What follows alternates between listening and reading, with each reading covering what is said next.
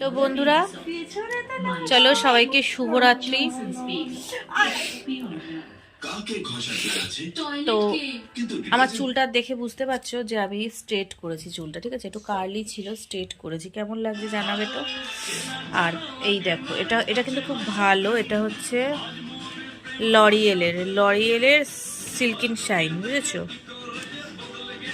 Serum serum সিল্কিন shine বলছি, serum, sorry. এটার দাম কত জানো? দেখে নাও দাম কত। 750 টাকা। লরিয়ালের জিনিস মানেই হচ্ছে কোনো কথা হবে না, খুব সুন্দর। আর ওইখানে লরিয়ালের শ্যাম্পু আর স্কাবারটা আছে, বুঝেছো? তো যাই হোক, চুলটা স্ট্রেট করেছি। 3 দিন চুলে জল দেওয়া যাবে না, কালকে করে এসছি। যারা স্ট্রেট করেছো তারা নিয়মটা জানো, 3 দিন চুলে জল দেওয়া যাবে না। আর ঠান্ডাটা ওই জন্যই লেগেছে, যেহেতু কালকে স্ট্রেট করতে গেছিলাম।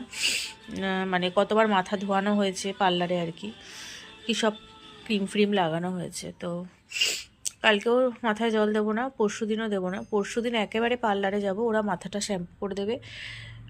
দেওয়ার পরে তারপরের থেকে চুলে আর কি জল ঠল দেবো, ঠিক আছে? এই কদিন মাথায় কোনো জল দেওয়া যাবে না, 3 দিন। আর কেমন লাগছে বলো? আমার চুলটা না পুরো নষ্ট হয়ে গেছিলো। মানে দেখে জানি না ক্যামেরায় বোঝা যায় কি না, যদিও মানে পুরো রাফ হয়ে গেছিলো। মানে এর থেকে মানে পাটও ভালো, পাট বলে না, পাটও মনে হয় ধরলে মানুষের ভালো লাগে। চুলটা একদম রাফ হয়ে গেছিলো, পুরো একদম জট পড়ে গেছিলো। জীবনে কোনোদিন পুরো চুলের জট আমি ছাড়াতে পারতাম না। হ্যাঁ, মানে হাত ব্যথা হয়ে যেত। আর পুরো চুলের জট না ছাড়িয়েও একটা ভিডিও আমি তোমাদের দেখাবো একদিন, তাহলে বুঝতে পারবে এত এত চুল উঠতো। মানে সবসময় জট আমার চুলে, কোনোদিন জট ছাড়াতে পারতাম না। পুরো চুলের যে একটা জট, সেটা আমি ছাড়াতে পারতাম না।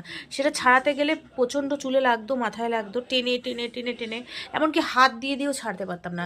ওই জন্য কিছুটা জট সামনের দিকটা বাজে লাগবে বলে সামনের দিকটা চুলের জট এতটা মতো ছাড়িয়ে নিচের দিকে জট থেকে যেত। ওইভাবেই বিয়ে ঠিয়ে বাড়ি মোটামুটি যেতাম। অনেক দিন থেকে ভাবছি, পয়সারও ব্যাপার আছে, 2-5 পয়সার ব্যাপার না।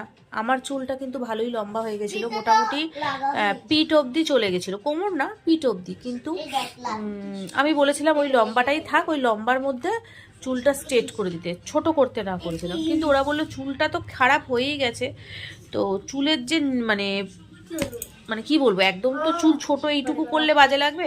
বললো নিচে বেশিরভাগ কেটে দাও, মানে 1 হাত মতো চুল কেটে দিয়েছি, মানে পুরো ড্যামেজ হয়ে গেছে। বললো কেটে দাও, চুল আবার বেড়ে যাবে, কিন্তু এই চুলটার ওপর করো না, শুধু শুধু পয়সাটাই নষ্ট হবে।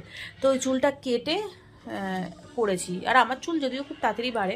তো যাই হোক, দেখো কি সুন্দর হয়েছে। পয়সারও ব্যাপার আছে প্রচুর।